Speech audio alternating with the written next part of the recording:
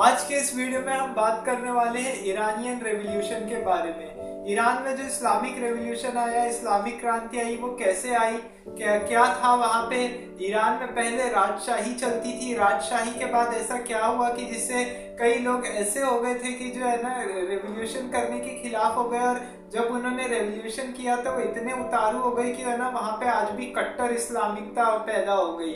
तो ये क्या था ईरानियन रेवोल्यूशन, ईरान का हिस्ट्री जानेंगे और थोड़ा सा ईरान के बारे में जानेंगे, और उसके बाद देखेंगे कि अभी 1979 तक क्या क्या हुआ वहाँ पे, आखिर वहाँ पे कैसे क्रांति आ गई और वहाँ पे ऐसा क्या हो गया कि जिसकी वजह से आज वहाँ पे इतनी ज्यादा कट्टर धार्मिकता फैली हुई है। तो शुरुआत करने से पहले आप सबको बता दूं कि ये चैनल को सब्सक्राइब जरूर कर ले और वीडियो को आखिरी तक देखा करें और बेल आइकन का बटन दबाना न भूले। तो शुरुआत करते हैं ईरान की ज्योग्राफी से।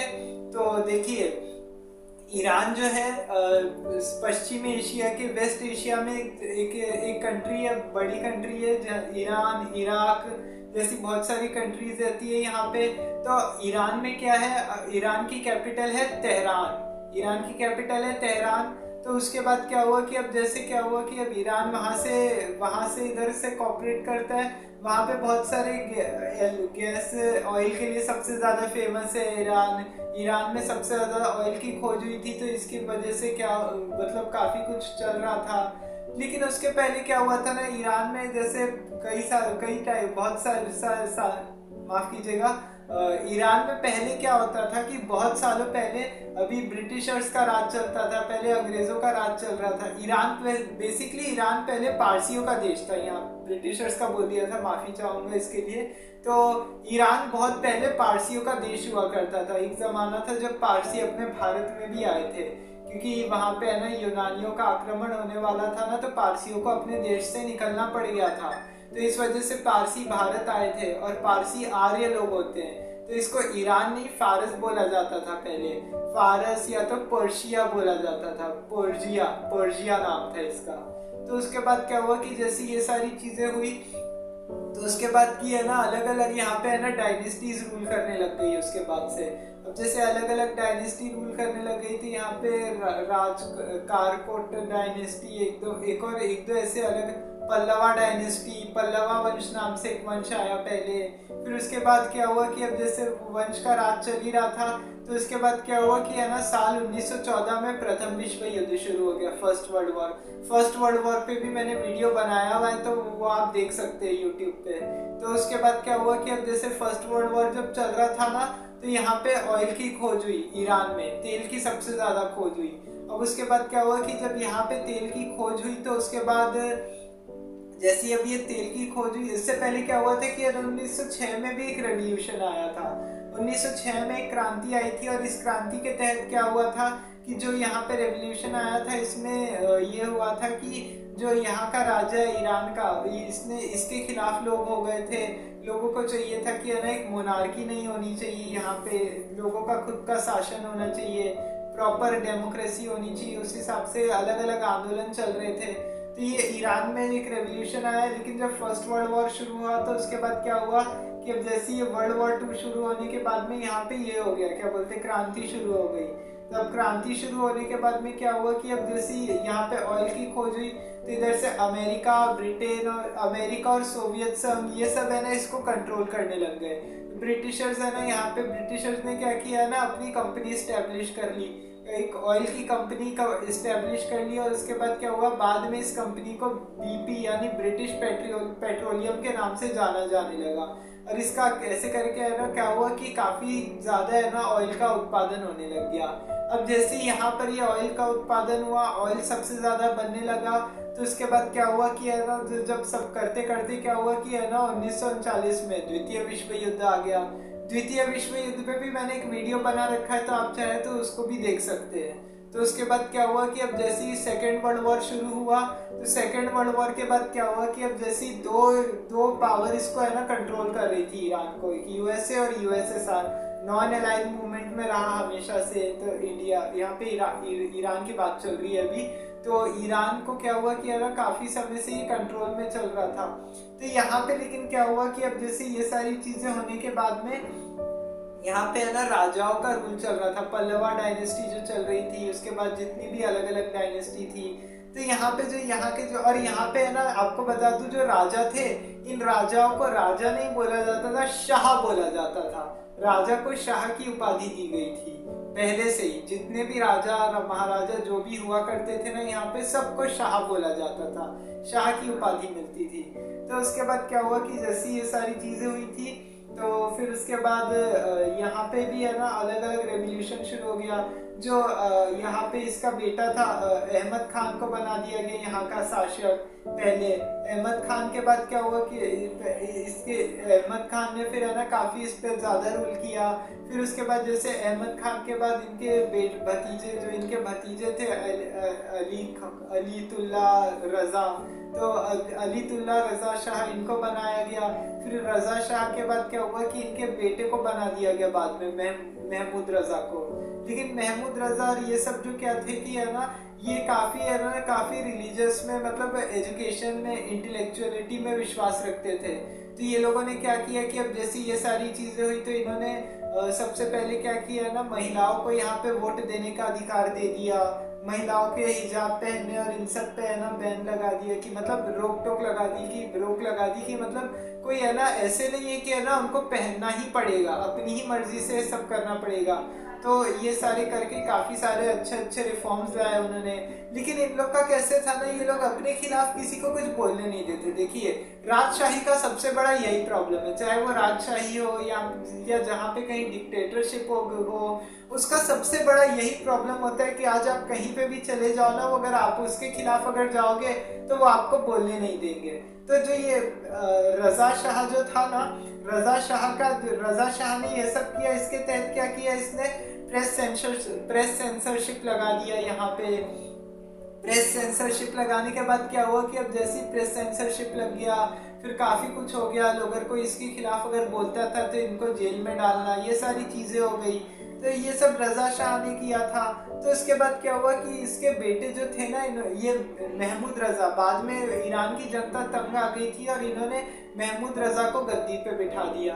जब इन्होंने महमूद रजा को गद्दी पे बिठाया, तो उसके बाद क्या हुआ कि अब जैसे इन्होंने गद्दी संभाली, तो उसके बाद जब ये शाह बने तो इन्होंने भी क्या किया कि इस्लाम को, कट्टर इस्लाम को नहीं अपनाया। कट्टर इस्लाम मतलब क्या कि जैसे अगर आपको धर्म के साथ ही चलना पड़ेगा, या ऐसा कोई रिस्ट्रिक्शन नहीं था, जो रिस्ट्रिक्शन नहीं था कि आप धर्म को ही फॉलो करो एकदम, या आप जैसे धर्म के हिसाब से जो कुछ भी चलता है देश में वही, अगर जैसे महिलाओं को बुर्का या हिजाब ये सब पहनना ही पड़ेगा, वैसा कुछ भी नहीं था। शादी की एज भी है ना इन्होंने बढ़ा दी थी, और ज़्यादा स्कूल, अच्छे अच्छे रिफॉर्म्स लाए, स्कूल कॉलेजेस खोले, इलेक्शन में वोट देने का अधिकार दिया। लेकिन इसके बाद भी क्या हुआ कि है ना, जैसे ये प्रधानमंत्री भी, इसके बाद क्या हुआ 1949-50 आते आते, माफ कीजिएगा 1949-50 आते आते ईरान में इलेक्शन हुए। तो उसके बाद क्या हुआ, वहाँ पे प्रधानमंत्री बनाया गया मोहम्मद फैजल को। तो उसके बाद क्या हुआ कि मोहम्मद जो थे यहाँ के जो प्रधानमंत्री थे, ये भी है ना क्या करते थे कि है ना राजा के सपोर्ट में ही ज्यादातर रहते थे, शाह के सपोर्ट में ही ज्यादा चलते थे, शाह के सपोर्ट पे चलते थे। और उसके बाद क्या हुआ कि जैसे ये लोग शाह के इस पे चलते थे, तो उसके बाद क्या हुआ कि अब जैसे ये सारी चीजें हुई, तो इन्होंने भी है ना काफी कुछ सपोर्ट किया कि देखिए जो कट्टर इस्लाम है ये चीज सही नहीं है। तो लेकिन जैसे कुछ जो यहाँ के प्रधानमंत्री थे और भी जो यहाँ के एक लीडर थे, रोहिल्ला अयतुल्ला खोमेनी। अयतुल्ला क्या होता है ना, एक उपाधि होती है, एक रिलीजियस उपाधि होती है। यहाँ पे जो बड़े बड़े जो मदरसे थे, जो बड़े बड़े उलेमा थे, इन लोग को है ना ये रिफॉर्म सब पसंद नहीं आ रहे थे। इन लोग को ऐसे था कि है ना हमारे इस्लाम में महिलाओं को करना अच्छा नहीं माना जाता। महिलाओं के लिए जैसे होता नहीं है क्या कि आज भी जैसे लोगों की कितनी सोच खराब है कि कई गाँवों में या कई कस्बों में ऐसे होता ही है कुछ जगहों पे कि नहीं लड़कियां क्या करेगी बाहर जाके, ऐसे वैसे लोग सोचते हैं आज भी, ऐसी बात नहीं है। लेकिन इस्लाम में तो क्या है, कुछ ज्यादा ही ये सब कट्टरवाद चलता रहता है। मतलब कुछ लोग ऐसे होते हैं कि जो कट्टर होते हैं, सारे लोग नहीं, मैं ये नहीं कह रहा हूँ, कोई मतलब इस चीज़ को ऐसे नहीं समझे कि मैं धर्म के हिसाब से कुछ उल्टा सीधा बोल रहा हूँ, ऐसी कोई बात नहीं है। लेकिन कुछ लोग ऐसे कट्टर होते हैं कि अपने रिलीजन को लेके, जैसे जो बड़े बड़े उलेमा होते हैं या जो मौलवी होते हैं, तो वो कुछ कुछ लोग ऐसे होते हैं कि जो कट्टर होते हैं इन सब चीज़ों में, कि नहीं ये धर्म को फॉलो करने के लिए हिजाब पहनना पड़ेगा या ऐसी चीज़ें, वो सब बताते रहते। खैर वो अलग टॉपिक है। तो उसके बाद क्या हुआ कि, और ईरान भी कैसे था ना, ये शिया मेजोरिटी कंट्री हुआ करता था। इस्लाम में भी दो तरह के होते हैं ना, एक शिया मुसलमान होते हैं और एक सुन्नी मुसलमान होते हैं। तो उसके बाद क्या हुआ कि जैसी ये सारी चीज़ें हो रही थी, तो फिर उसके बाद में जैसी जब ये सब कुछ होने के बाद में इन लोगों ने क्या किया ना, रिबेल्ट कर दिया कि वहाँ पे जो इनके यहाँ पे जो बड़े बड़े जो उलेमास थे या जो भी थे, सबने है ना इसके खिलाफ रिवोल्ट कर दिया। बोला कि नहीं, ये जो रेवोल्यूशन आया है ये बिल्कुल भी सही नहीं है, मतलब जो रिफॉर्म्स आ रहे हैं ऐसे तो चलने वाला नहीं है। तो इन्होंने क्या किया है ना कि लोगों को इसके खिलाफ भड़काना चालू किया।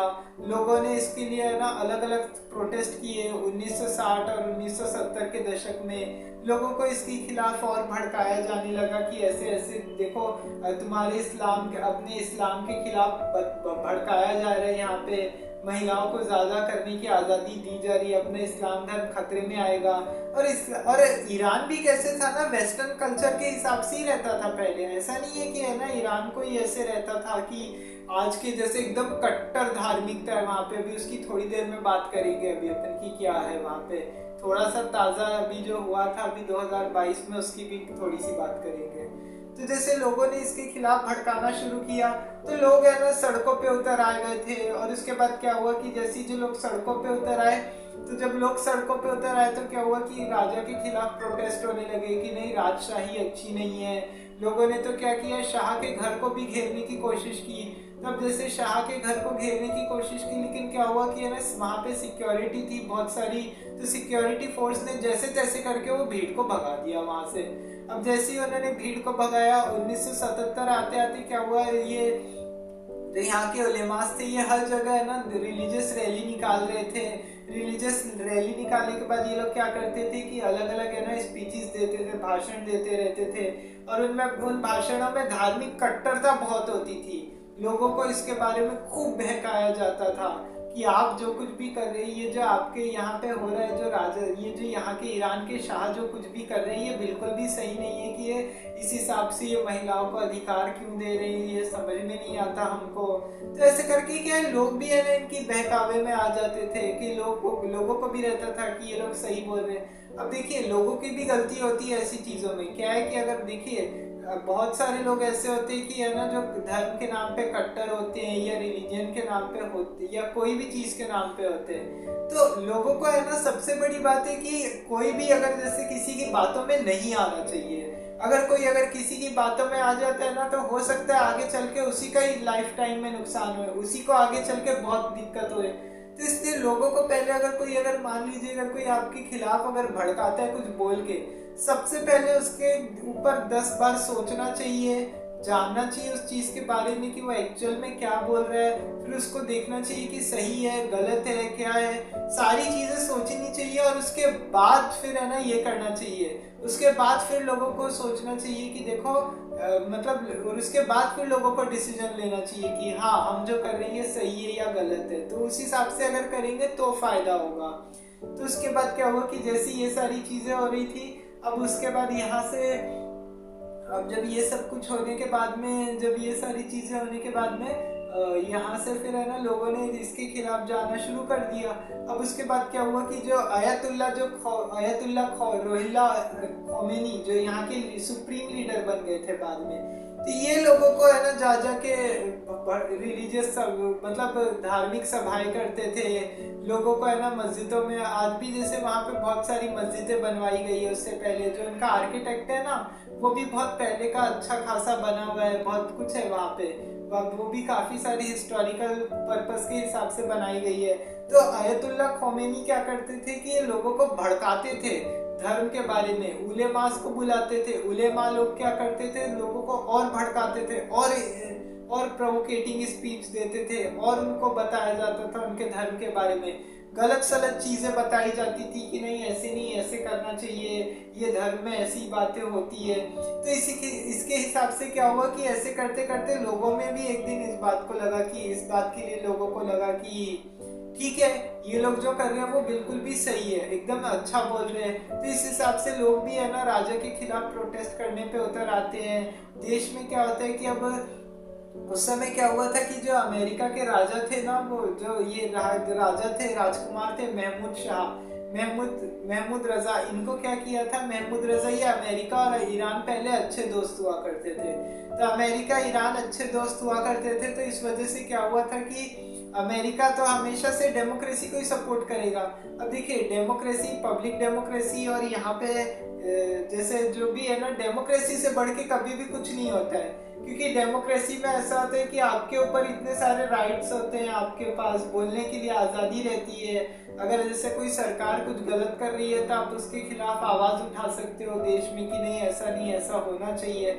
और डिक्टेटरशिप में क्या होता है कि अगर सरकार के खिलाफ गए या मिलिट्री रूल में अगर रहता है तो मिलिट्री सीधा आपको गोली मार देगी वहीं पे आके।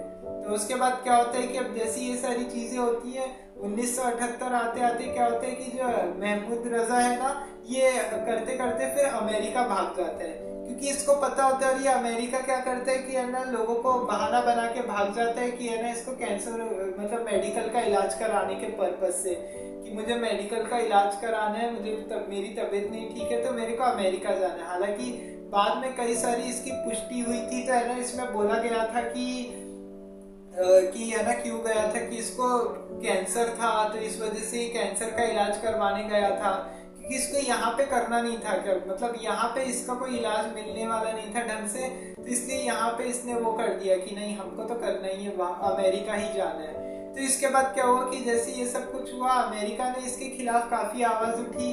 अमेरिका में लोग इससे क्या हुआ, काफ़ी ज़्यादा खुश हो गए। अब इसके बाद क्या हुआ कि अब 1978 आते आते क्या हुआ कि है ना, धीरे धीरे देश में हड़तालें भी होने लग गई। देश में जब हड़तालें हुई तो उसके बाद क्या हुआ कि जैसे कई सारी चीज़ें हुई, बंद होने लग गया। तो इस वजह से एकदम से इकोनॉमी पे असर पड़ा, देश की अर्थव्यवस्था है वो डामाडोल हो गई एकदम, कि है ना, एकदम कुछ था ही नहीं वहाँ पे करने के लिए लोगों के पास। तो लोग इस तरीके से प्रोटेस्ट कर रहे थे। तो इस वजह से जो आयतुल्लाह खोमेनी, जो रुहुल्लाह खोमेनी जो थे, इनको लगा कि ये जो बोल रहे हैं वो बिल्कुल सही बात है, कि है ना, हमको देश में प्रोटेस्ट करना चाहिए, राजा का शासन अच्छा नहीं है। ये इस तरीके की बातें कर करके इन लोगों ने लोगों को और भड़का दिया, लोग भी काफ़ी ज़्यादा खुश हो गए। अब इसके बाद क्या हुआ कि है ना, 11 फरवरी 1979 ये एक ऐसा दिन था कि जिस दिन है ना, सच्ची में वहां पे क्रांति पैदा हो गई। कैसे क्रांति हुई, देखिए, सबसे बड़ी बात क्या हुआ कि जैसी जो यहाँ के जो आयतुल्लाह खोमेनी थे, सबसे पहले ये बाहर भाग गया था। तो जो उनके राजा थे वो है ना, बाहर से इधर आ गए थे, वापस से अमेरिका, माफ कीजिएगा, ईरान में वापस आ गए थे।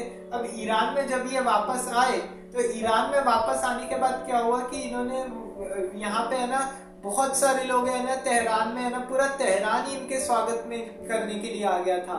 और यहाँ पे इतनी ज्यादा भीड़ लगी हुई थी कि है ना, भीड़ में तो भगदड़ होने की वजह से भी कई लोगों की मौत हो गई। देखिए, ऐसे ही होता है, ऐसे में लोग क्या करते हैं ना, लोग किसी को लेके इतने पागल हो जाते हैं कि है ना, कोई चीज देखते ही नहीं है कि है ना, वो सही है कि गलत है। अभी आपने देखा था पिछले साल हाथरस में, यूपी के हाथरस में एक बहुत बड़ा सत्संग हुआ बाबा के नाम पे। सत्संग के नाम पे क्या हुआ, लोग बाबा से मिलने की आड़ में लोगों ने एक दूसरे के ऊपर लांघना शुरू कर दिया, इतना कुछ हुआ, इतनी भगदड़ हो गई, उसमें 121 लोगों की मौत हो गई।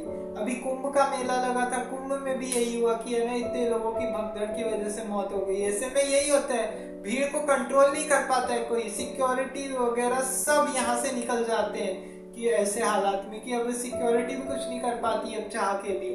तो उसके बाद क्या होता है कि जैसे अब ये यहाँ पे आते हैं, तो फिर है ना, इनसे डिमांड करी जाती है कि जो वहाँ का जो राजा है महमूद रजा, इनको है ना वापस से बुलाया जाए, अमेरिका से वापस भेजा जाए, या अमेरिका से रिक्वेस्ट किया जाता है इन लोगों को कि है ना, यहाँ से वापस भेजा जाए इनको, ताकि है ना, इनके ऊपर मुकदमा चलाया जा सके और इनको सजा मिल सके यहाँ पे।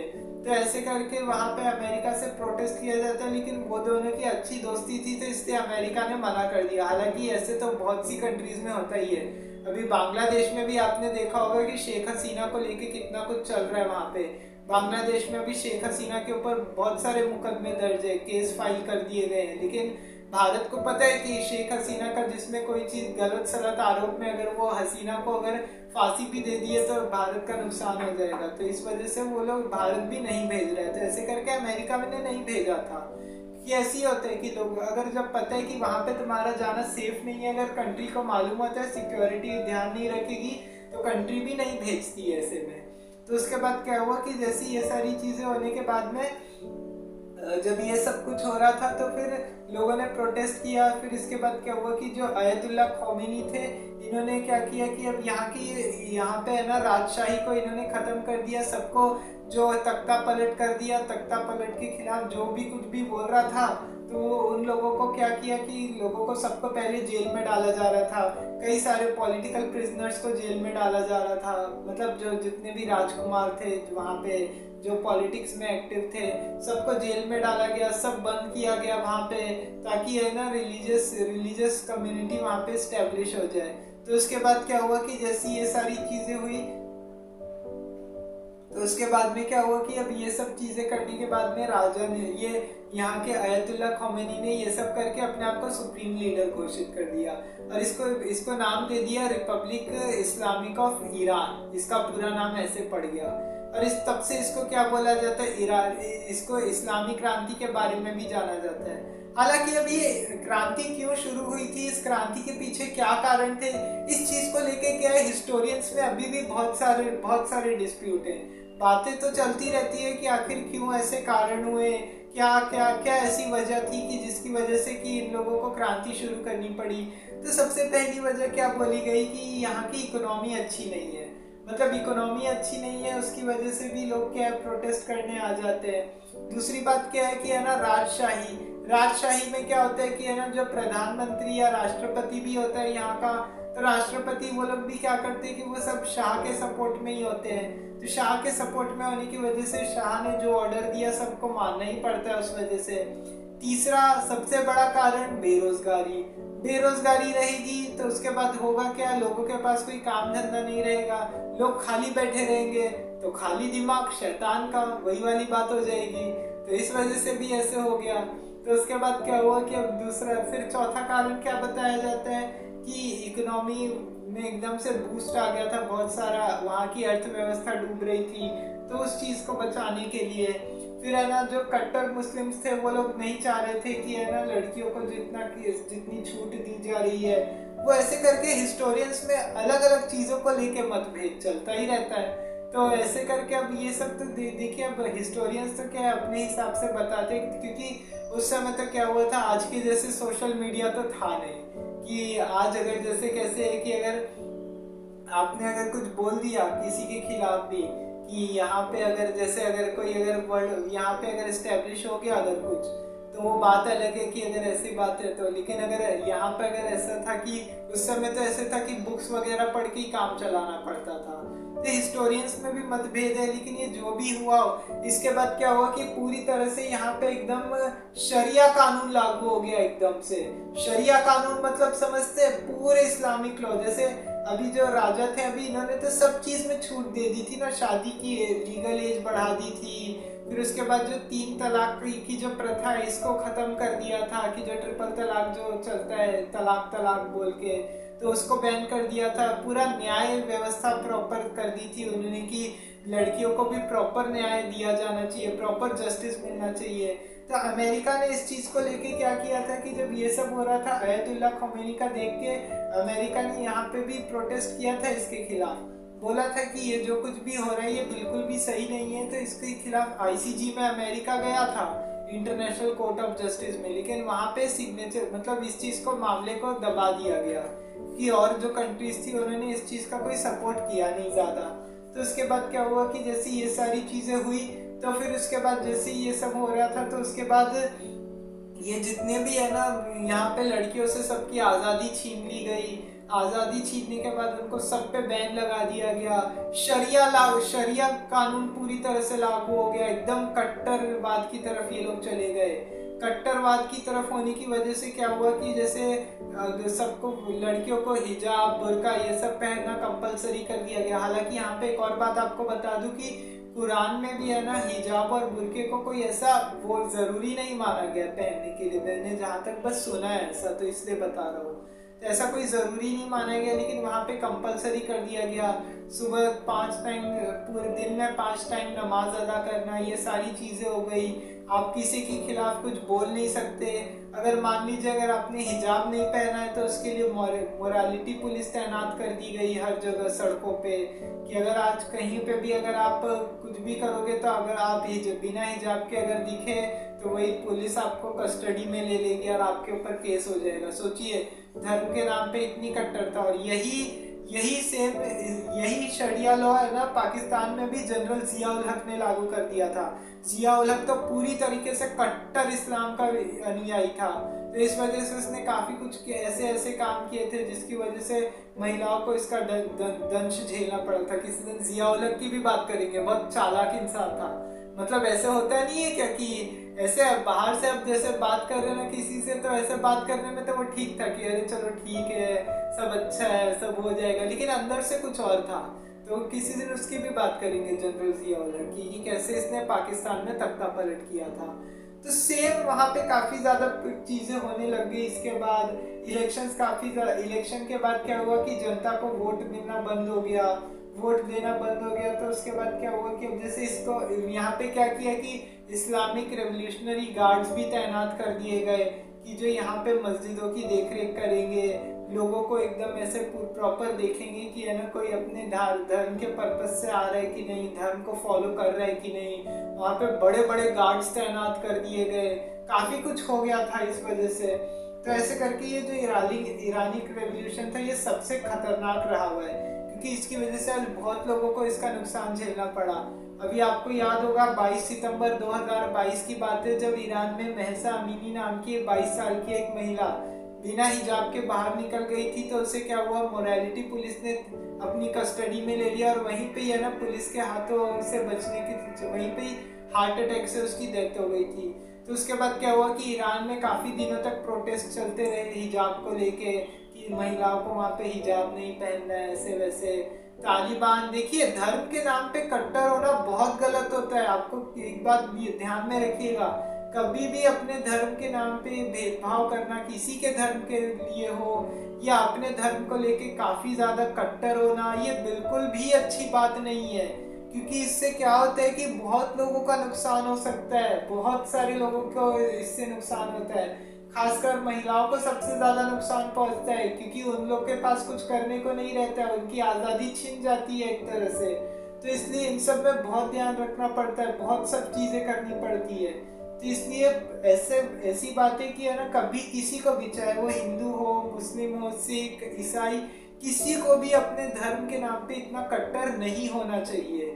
आगे चल के इसी का नुकसान सबको झेलना पड़ता है। अगर सोचिए, अगर ईरान की जनता अगर वहाँ के रिलीजियस लीडर की बातों में अगर नहीं आती, अगर इतनी उतारू नहीं होती, तो आज इस्लामिक रेवोल्यूशन आता ही नहीं वहाँ पे इतना बड़ा। इस्लामिक वहाँ पे राजशाही जैसे चल रही थी चलती होती। मतलब कम से कम वहाँ पे ये सब तो नहीं होता ना कि आज किसी को न्याय नहीं मिलता हो। अब देखिए आज किसी का अगर जैसे वहाँ पे ट्रिपल तलाक का भी चलता है, जैसे किसी के भी अगर हस्बैंड वाइफ में किसी का अगर हो गया तो एक दूसरे को तुरंत में 3 बार तलाक बोल के तलाक दे दिया। ऐसे नहीं होना चाहिए, प्रॉपर उसके लिए कोर्ट में जाना चाहिए या पुलिस में कंप्लेन लिखी जानी चाहिए। हर किसी को जस्टिस मिलना चाहिए, प्रॉपर एलमनी दी जानी चाहिए। ये बहुत गलत है कि है ना इस तरीके से अपने धर्म के नाम पे अगर कोई करता है तो अब उसके बाद क्या हुआ कि अब जैसी ये सारी चीजें हुई, फिर उसके बाद ईरान में रेवोल्यूशन आया। रेवोल्यूशन के बाद अभी 2022 में भी काफी कुछ चल ही रहा था ईरान में। आज भी कई जगहों पे प्रोटेस्ट चलते रहते वहाँ पे।